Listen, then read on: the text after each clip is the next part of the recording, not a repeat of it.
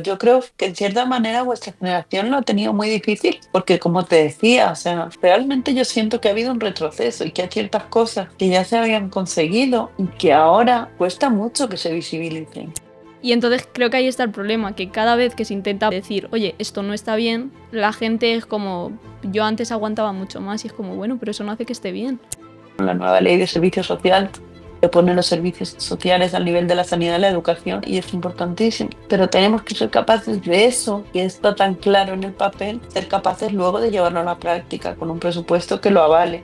Tampoco hay que parar, porque aunque ahora ya no esté tan mal visto ir al psicólogo, no se puede pretender que solo accedan aquellas personas que económicamente se lo puedan permitir. Un podcast atípico, un podcast de Daiko.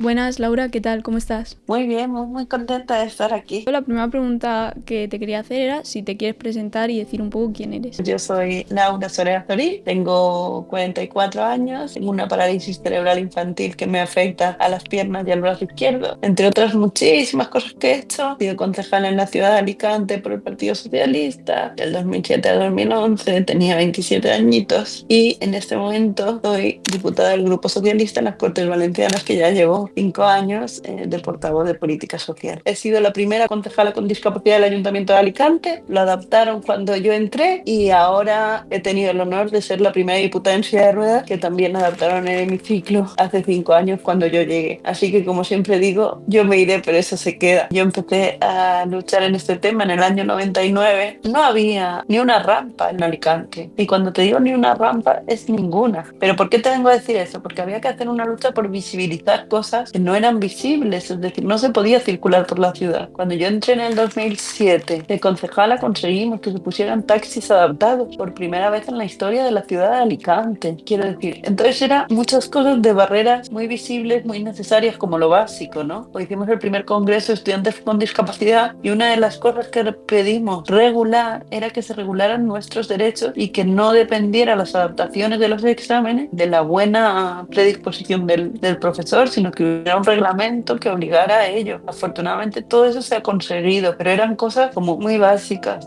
Y para mí ahora el problema que tenemos es que se ha avanzado mucho en todo eso, pero por otro lado creo que se ha querido reglamentar tanto que muchas veces se olvida un concepto fundamental, que seguro estás de acuerdo conmigo, ahora me gustaría saber tu opinión, que es el concepto de la autodeterminación, que es nuestro derecho a poder decidir cómo queremos vivir nuestra vida y qué herramientas nos tienen que dar, no estar tan tutorizados o marcados por lo que se supone que necesitamos. Yo en ese sentido sí que veo un cierto retroceso y me preocupa, porque ahora tendríamos que estar mucho más avanzados. Una vez las barreras físicas se han superado, deberíamos estar superando otro tipo de barreras sociales que parece que cuestan mucho. Estoy totalmente de acuerdo contigo con lo de la autodeterminación. Al final, cada persona tiene el derecho a decidir qué quiere hacer con su vida, qué quiere hacer con su cuerpo y cómo quiere existir y vivir. Es como un tema complicado, pero quiero decir, por ejemplo, si yo quiero el día de mañana hacer una cosa y alguien piensa que no puedo, pues será decisión mía querer hacerlo y si no puedo seré yo quien me dé cuenta de que no he llegado, pero nadie me puede limitar antes de que yo ni siquiera tenga la oportunidad de acceder a intentarlo. No sé a qué te refieres exactamente con que ha habido un retroceso. En la época de la que yo estoy hablando era un desierto, no existía ningún recurso. Entonces, cuando se conseguía, se valoraba, se cuidaba y se luchaba por más. Y me da mucho la sensación de que ahora muchas cosas lo tienen mucho mejor. Yo no tenía, por ejemplo, fisioterapeuta en la escuela. Yo tenía que irme luego 1 hora a hacerlo fuera y tardaba 2 horas más de mi tiempo en hacer fisioterapia 3 días a la semana. Quiero decir, esas cosas afortunadamente se han mejorado mucho. Pero también eso ha hecho que muchas veces, es mi percepción, ya te digo, soy mayor, soy de la época de los dinosaurios, entonces por eso me interesa también saber tu opinión de más joven. Me da la impresión que muchas veces ciertos recursos que ya se tienen no se valoran o no se sigue luchando por conseguir más. Y a mí eso me duele porque pienso que hay mucho todavía por conseguir, sobre todo en el ámbito de las barreras sociales, de cómo con nuestro hacer día a día, por eso agradezco tanto este podcast, podemos hacer lo mismo que los demás simplemente con los apoyos que necesitamos.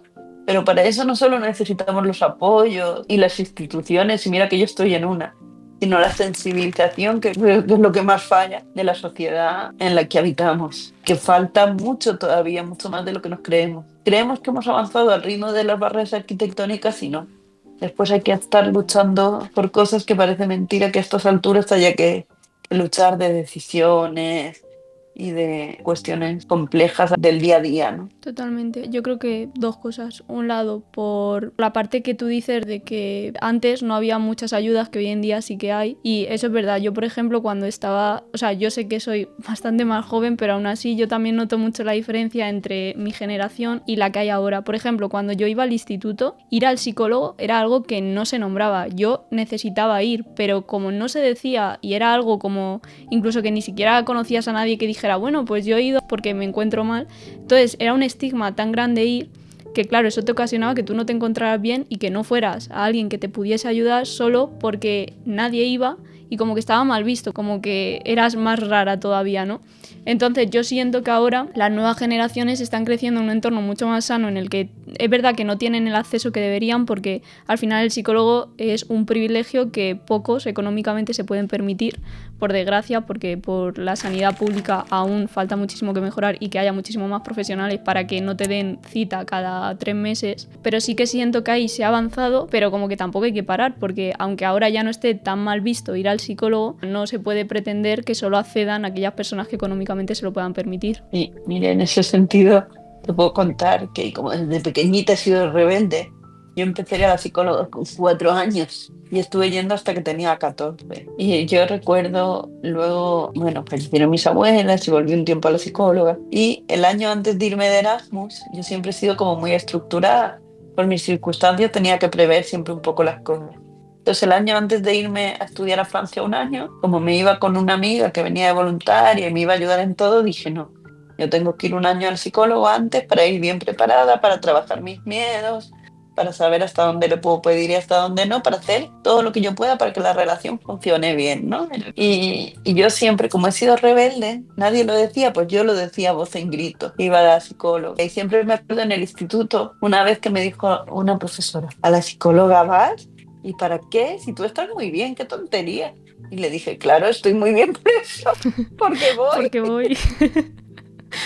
Claro, totalmente. Quiero decir, es algo lo que uno no se debería avergonzar y yo entiendo que habría gente también con mi edad, por supuesto, que iría y no se avergonzaría, pero al menos todo lo que era mi entorno, la verdad que no había nadie. Y yo, como ya de por sí era rara o distinta, pues tampoco quería destacar más. Y por otro lado, respecto a lo segundo que tú decías, es que yo creo que también como que antes cualquier movimiento que se hacía para luchar era como algo en lo que enorgullecerse, como que era como, bueno, están luchando por conseguir unos derechos, pero hoy en día todo por lo que lucha un joven parece que es siempre pues nos insultan, ¿no? Con lo de la generación de cristal, porque parece que quejarse de algo que está mal y que evidentemente se ha hecho mal durante muchas generaciones es como que simplemente estamos siendo débiles o estamos infravalorando todo el trabajo que han hecho las generaciones previas y al contrario, simplemente estamos intentando seguir luchando por eso, pero por algún motivo ha habido un corte en el que se intuye que todo lo que hacemos las personas de mi edad y más jóvenes es simplemente porque no somos lo suficientemente fuertes para aguantar lo que es la vida real. Y yo creo que eso también frena que mucha gente siga luchando por lo que quiere, porque siempre que se lucha se toma como un insulto o como a la defensiva, nunca se entiende que realmente hay algo que cambiar. Bueno, eso quiero decir, ha estado siempre. Quizás ahora es más generacional, como tú dices. Nunca había oído esa reflexión y la verdad que me encanta porque nunca lo había visto de esa manera, pero yo creo que en cierta manera vuestra generación lo ha tenido muy difícil porque como te decía, o sea, realmente yo siento que ha habido un retroceso y que hay ciertas cosas que ya se habían conseguido y que ahora cuesta mucho que se visibilicen. Hay que trabajar mucho porque se visibilicen ciertas cosas. Por ejemplo, ahora que se habla tanto de la ley de la vivienda para los jóvenes y de esa necesidad, una de las luchas que estamos teniendo es que haya un cupo. De hecho, hemos hecho una petición en ese sentido, que haya un espacio para viviendas para personas vulnerables, no solo personas con discapacidad y viviendas adaptadas, sino para que las personas vulnerables tengan acceso a eso. Porque si estamos hablando de una cuestión macro que afecta tanto a todo el mundo y que hace a todo el mundo vulnerable, los vulnerables lo son mucho más aún. Claro.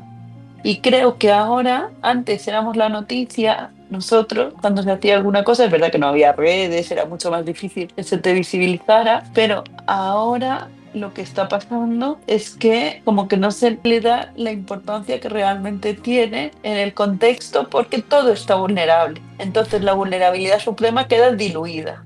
O sea, yo eso lo hablo mucho, por ejemplo, con respecto a la salud mental, que a mí me preocupa. Es decir, es muy grave el problema de salud mental que hay a nivel global y nadie lo discute y hay que trabajar por la cuestión general que afecta a toda la sociedad después post pandemia. Pero no hay que olvidar la gente que ya tenía problemas de salud mental grave antes de la pandemia, que también se le agravó y que sigue necesitando muchísimos recursos y que sigue siendo más vulnerable aún. Y creo que ese es un trabajo que nos toca hacer como hilando muy fino. Antes lo particular tenía un protagonismo, que creo que es a lo que tú te refieres.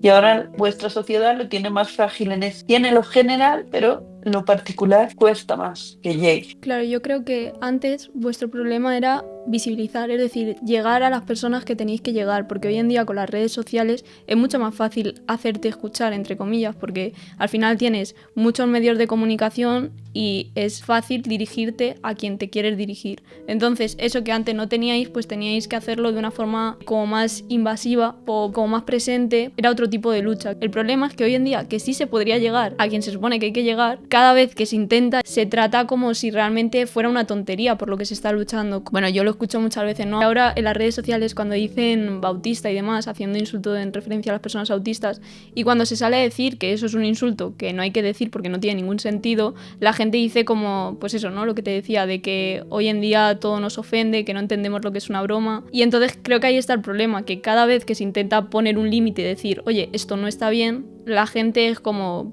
yo antes aguantaba mucho más y es como, bueno, pero eso no hace que esté bien. Quiero decir, si antes lo aguantabas deberías de saber que no está bien porque lo has tenido que aguantar, entonces habría que seguir intentando no tenerlo. Y el que mire eso ni lo conocía, lo de ese insulto, pero me parece terrible. Fíjate, nosotros pasamos del concepto de minusválido al de persona con discapacidad, o sea que vamos avanzando, te lo digo como lingüista, pero que la gente es como que no ve toda la dificultad que hay detrás. O sea, no se imagina el esfuerzo que haces tú o que hago yo. Es decir, a mí me ven en la silla y se imaginan que hago esfuerzo por ir en la silla, pero no lo que supone. Es decir, que tengo que levantarme 2 horas antes que el resto, que eso supone que la persona que me ayuda tiene que levantarse 3 horas antes. Por lo tanto, los días que yo tengo que estar en Valencia a las 10 de la mañana, yo me tengo que levantar a las 6:30, la persona que duerme conmigo se tiene que levantar a las 6 para poder ayudarme, que hay toda una logística detrás, que no puedo pensar en hacer una cosa y hacerla. Y eso dentro del privilegio que yo tengo, que tengo 2 asistentes personales que me ayudan en las cortes y me llevan y me traen y me acompañan a todos sitios y son mis manos y mis pies. Voy a aprovechar y lo digo aquí porque sé que es un espacio donde tú me puedes dejar decirlo. No puede ser que porque yo decida vivir mi vida de manera independiente y con autodeterminación en mi casa, yo hace 1 año y medio que vivo sola. Como te he dicho, tengo una discapacidad muy profunda. O sea, quiero decir que yo no puedo hacer sola prácticamente nada de vestirme, desnudarme, la comida me la tienen que dejar hecha y cortada y entonces yo me la puedo comer. Quiero decir, para todo lo cotidiano necesito ayuda. Resulta que me encuentro que el tener una persona 6 horas al día de lunes a domingo y una persona por las noches, sábados y domingos y festivos 2 horas, me cuesta al mes 2.700 euros. Es que eso no puede ser. Quiero decir, todas las personas tienen derecho a vivir una vida digna, no a vivir una vida y dejarles a ver cómo se las apañan. O sea, quiero decir, si una persona tiene unas necesidades específicas, pues habrá que ofrecerle la ayuda suficiente para que al menos pueda vivir esa vida como cualquier otra. Quiero decir, si tú necesitas un asistente, pues deberías de tener una ayuda que te permita ir con ese asistente. Claro, y yo soy una auténtica privilegiada, y así lo vivo, pero quiero decir, yo estoy hablando, como siempre te digo, por todo el mundo. Y te digo más, yo ahora mismo estoy cobrando, estás sentada, ¿no? Sí. ¿Cuánto piensas que estoy cobrando por lo bajo de la ley de dependencia? 600. Parece poquísimo. Más por lo bajo. Menos. Más por lo bajo. 250. Más cerquita estás, más por lo bajo. O sea, la ayuda que tú me estás preguntando por la ayuda que te dan. Sí. Menos de 250, teniendo que pagar 2.600 euros al mes. Sí. 2.700. 100 euros, no sé. 165 me están dando en este momento. Obviamente ¿Esa es la lo única estoy ayuda arreglando. que tú tienes? Sí. Es de risa, pero es así. Ahora lo estoy arreglando y entonces me han dicho que me corresponde, me han subido de nivel, parece ser que me van a subir de nivel, de grado, y entonces parece ser que si se confirma, que todavía no está confirmado, pasaré a cobrar alrededor de 600 y algo euros. Aún así, eso me daría solo para la seguridad social de la persona que me ayuda.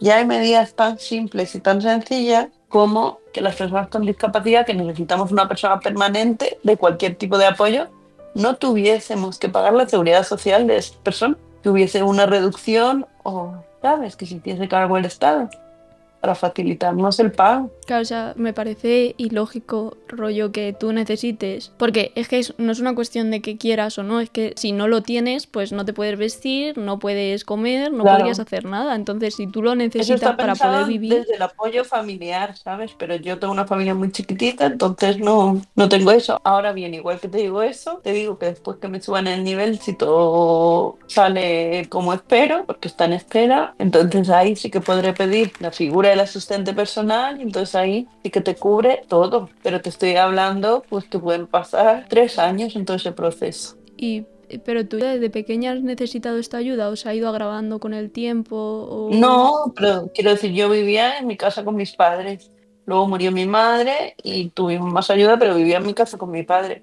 Pero es hace 1 año y medio que vivo sola, entonces No, no, todos sí, los pero gastos digo, ya. o sea, olvidándote de que vivías con tus padres, tú necesitabas esa ayuda. Quiero decir, necesitabas que Sí, alguien... Claro, es sí. que el problema es responsabilizar siempre a las familias del cuidado de una persona, porque al final no siempre una familia se puede permitir estar al cuidado de una persona, porque si no recibe las ayudas necesarias, pues básicamente es o trabajo y come o le cuido, pero si le cuido y no me das una ayuda, ¿cómo pago pues una casa, una comida y todo eso? Entonces, claro, me parece ilógico que tú todavía no tengas el nivel de dependencia que evidentemente deberías de tener simplemente porque antes vivieses con tus padres. Me parece como mal, o sea, no es tu familia la responsable de eso. Si tú quieres, perfecto, pero que ellos deberían de facilitar ese trámite. Por eso te digo que es el sistema el que falla. Es la Sí. burocracia, como me gusta decirle a mí en este país. Porque yo siempre lo digo, mi padre, por ejemplo, que se dedica al mundo de la política muchos años también en el Partido Socialista, pero en edificios de la cultura, yo decía, lo peor que puede pasar en edificios culturales es que el edificio, pues, o lo que haya dentro se estropee un poco por falta de uso o tenga goteras. Digo, pero en los servicios sociales, el problema que hay y la dificultad que hay, mejor dicho, es que hay personas y que en ese proceso las personas tienen que seguir comiendo y tienen que seguir viviendo. Entonces debería haber, como llevamos nosotros, por ejemplo, en nuestro programa electoral, una oficina de emergencia para las personas, para que ciertas cosas fueran prioritarias, para que las personas no se queden en el camino, ¿no? Las Claro. personas siempre primero. Es lo que yo siento que falla muchas veces. Entre lo que es la ley, yo que soy legisladora, te lo digo, o sea, estoy muy orgullosa de ser legisladora y hacer leyes interesantísimas y muy importantes, ¿no? Como la nueva ley de servicio social, que pone los servicios sociales al nivel de la sanidad y la educación, que es fundamental y hace un mapa de todos los servicios por toda la comunidad y es importantísimo. Pero tenemos que ser capaces de eso, que está tan claro en el papel, ser capaces luego de llevarlo a la práctica con un presupuesto que lo avale, porque si luego hacemos recortes como está pasando ahora, pues no se consigue y todo queda en buenas palabras. Entonces yo creo que ese es el salto que debemos lograr, que realmente eso sea tangible y haya un compromiso político real con el presupuesto necesario para que llegue a las personas y para acortar los plazos de la burocracia que te decía. Es decir, para que una persona necesite una ayuda y sea más ágil, porque si no en el camino, pues imagínate todo lo que pasa. Claro, y cuando son cosas así, es que volvemos a lo mismo, solo se lo pueden permitir unos pocos, quienes tienen un buen puesto de trabajo, tienen una familia con más dinero, pero lo mismo que te pasa a ti, le pasa ahora a una persona que solo entra un dinero a casa y yo qué sé, cobra 1.200 y ¿qué hacen? No se lo pueden permitir y si tienen que O lo esperar hace la 3 años familia y para si eso, no tiene familia, pues a la residencia, como me dijeron una vez a mí. pero volvemos a lo mismo, o sea, no puedes limitar toda la vida de una persona simplemente porque no pueda hacerse la comida o no pueda vestirse. Es que no tiene ningún sentido. Por eso te digo, eso es la autodeterminación, que yo pueda Sí, sí. decidir que es que quiero vivir en mi casa y que me proporcionen las ayudas necesarias para que yo viva como yo quiero vivir la vida que yo quiero vivir. Yo soy una auténtica privilegiada y ahora puedo hacerlo, dentro de unos años no lo sé, porque la política no es para siempre. Y yo no tengo ningún trabajo fijo y no tenemos derecho a paro, entonces no sé qué será de mí después. Espero seguir luchando y conseguir otras vías de trabajo, por eso también lucho todos los días. y donde pueda seguir dando voz a las personas que no han tenido la suerte que tengo yo. Eso es, yo creo que es como mi propósito en la vida, es lo que me da fuerza siempre para seguir, y el recuerdo de mi madre es la que hizo de mí quien soy, ¿no? Para eso. O sea, ella siempre decía que ella quería hacer todo en la vida para que yo pudiera valerme sola el día que ella no estuviera. Y unos días antes de morirse, se murió una enfermedad terminal, me dijo: ay, hija, qué a gusto. Ya me puedo ir tranquila porque no solo veo que tú te puedes valer por ti misma, sino que nos has podido cuidar a nosotros, a mi padre y a ella. Entonces, eso es lo que más fuerzas me da a mí siempre para seguir. Seguro que tu madre se siente muy orgullosa de a lo que has llegado y a la gente que estás ayudando. Lo Porque intento por lo menos, pero de verdad que hay mucho, mucho, mucho todavía por luchar, mucho, mucho más de lo que se ve. Es muy duro. Luego hubo unos años de lucha donde no se hablaba de capacitismo porque era al revés desde mi punto de vista, o así lo viví yo, porque como no había un mundo en el que nosotros no estábamos, entonces no podía haber capacitismo, porque no accedíamos a ciertos lugares, ni de poder, ni a espacios de trabajo importantes.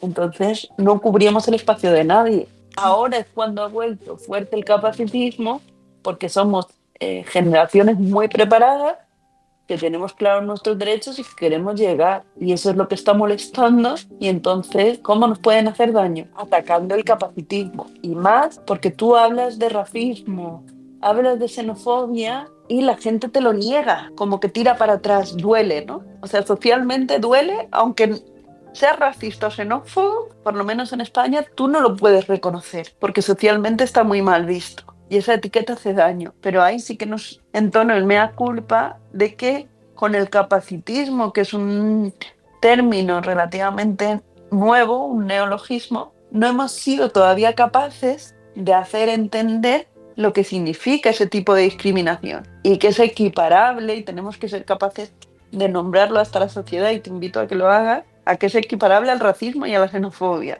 Y decirlo así de claro, para que la gente lo empiece a interiorizar y se den cuenta de la gravedad de eso. Porque es muy grave que te digan: no, es que como tú no puedes sola con una discapacidad, y te dejen ahí y pongan a trabajar a una persona con discapacidad en un sitio muy importante con otra persona que hace la misma labor que ella, cuando el resto de compañeros no lo hacen, simplemente porque tiene una discapacidad. Y es muy doloroso, muy, muy doloroso y muy duro, porque lo mismo por lo que se lucha es con lo que te encuentras, y hay una impunidad terrible. Entonces creo que hay que trabajar para que se visibilice y se vea la gravedad de lo que supone, y que se nos den oportunidades reales y que eso se denuncie, porque hay una ley que es la ley Cerolo contra la discriminación de colectivos vulnerables, en la que la discapacidad aparece y se dice que eso no tiene que existir, y en la realidad existe. Y es muy duro y es muy complejo, y vale ya, tenemos que decir basta ya. No se puede tolerar que no nos den los apoyos necesarios y que nos digan que no podemos por nuestra discapacidad. Eso se llama abuso de la debilidad. En Francia hay una ley de la debilidad, así le llaman, y es una ley para proteger a los vulnerables de todo tipo de abusos, que eso no hemos hablado, ya sea abuso de tipo económico, abuso de violencia de género, abuso paterno-filial, que eso no hemos hablado y es gravísimo en las personas con discapacidad, y tenemos que luchar porque se visibilice, porque haya más números, porque se nos celebre. Estoy harta de decirlo, el día 3 de diciembre está muy bien que se nos celebre, que es el Día Internacional de las Personas con Discapacidad, pero somos mujeres también y necesitamos que se nos celebre también el 8 de marzo y que seamos una parte más, y que en las manifestaciones del 8 de marzo haya un camino donde se nos vea y se nos deje pasar a las personas en silla de ruedas y a cualquier tipo de discapacidad. Y necesitamos que el 20 de noviembre se hable específicamente de la cantidad de violencia de género que existe en las mujeres con discapacidad, porque es abrumadora. Se hizo un estudio hace unos 3 años por la Consellería de Políticas Inclusivas, y de cada 2 mujeres que tenían pareja, una declaraba haber sufrido algún tipo de violencia. Y eso no se habla y no se sabe, y lo que no se habla y no se está en los papeles no existe, y tenemos que hacerlo visible, porque si es grave para todo el conjunto de mujeres, para nosotras lo es más, porque dependemos de los cuidadores, y porque muchas veces precisamente por eso somos mucho más vulnerables al daño que nos puedan hacer cuidadores, a todo tipo de maltrato. Y no se puede tolerar. Y muchas veces es mucho más invisible. Y para eso hay que trabajar y hay que visibilizar y hay que nombrarlo con todas las letras. Basta ya de ese tipo de abusos. Está bien centrarse en la población en general, pero nuestra situación hace que tengamos una especificidad en la que necesitamos como mujeres y como personas vulnerables que se nos tenga en cuenta y que existan protocolos, que se conozca, que se proteja. Basta ya. Perdona, pero me sale muy dentro. Me sale Te doy un muy aplauso. dentro. No, pues es que ha estado genial. A mí me ha parecido maravilloso el discurso. Bueno, es que no puedo estar más No de acuerdo pretendo con que lo sea que un has dicho. discurso, pero me sale como de las entrañas, ¿sabes? No, pero a mí es que me parece bien que lo sea. Quiero decir, cuando tú tienes tanta información y tantas cosas que dar, pues está bien que tú hables y digas todo lo que consideras que está mal. Bueno, al menos a mí me gusta. Yo te he aplaudido desde aquí. Llevas toda la razón en todo lo que has dicho, tanto en lo de, bueno, por un lado, en lo de la mujer y la discapacidad. Sí que es cierto que ya de por sí una persona con discapacidad sufre discriminación, una mujer sufre discriminación, cuando las juntas, pues eso es un completo desastre. Luego también considero que es totalmente equiparable la discapacidad frente al racismo o cualquier otro tipo de discriminación, porque al final estás discriminando a una persona por algo irracional, algo que no se puede cambiar, algo que es su forma de ser y de existir y que no tiene ningún sentido. Yo creo que el mayor problema, cuando hace tiempo, de los primeros vídeos que hice, hablé de la diferencia entre equidad e igualdad. Y algunos comentarios decían que bueno, que al final cada uno tiene que luchar por lo que quiere, ¿no? Y yo considero que eso no tiene ningún sentido, porque cuando tú quieres que haya una igualdad real, tú necesitas dar las mismas oportunidades para que compitan o accedan de la misma forma. Quiero decir, por ejemplo, si yo tuviese aquí una ventana y a lo que hay que llegar es a ver a través de la ventana, lo que yo no puedo hacer es ponerme yo de pie, que veo por la ventana, y a la persona que va en silla de ruedas, por ejemplo, decirle que tiene que mirar, porque si yo no le doy algo para que pueda ver, no le estoy dejando acceder a la oportunidad de decirme lo que hay a través de la ventana. Entonces, si yo voy a juzgar a esa persona, le tengo que juzgar por el objetivo, que es a lo que tienen que llegar, pero no le puedo poner impedimentos para acceder a eso.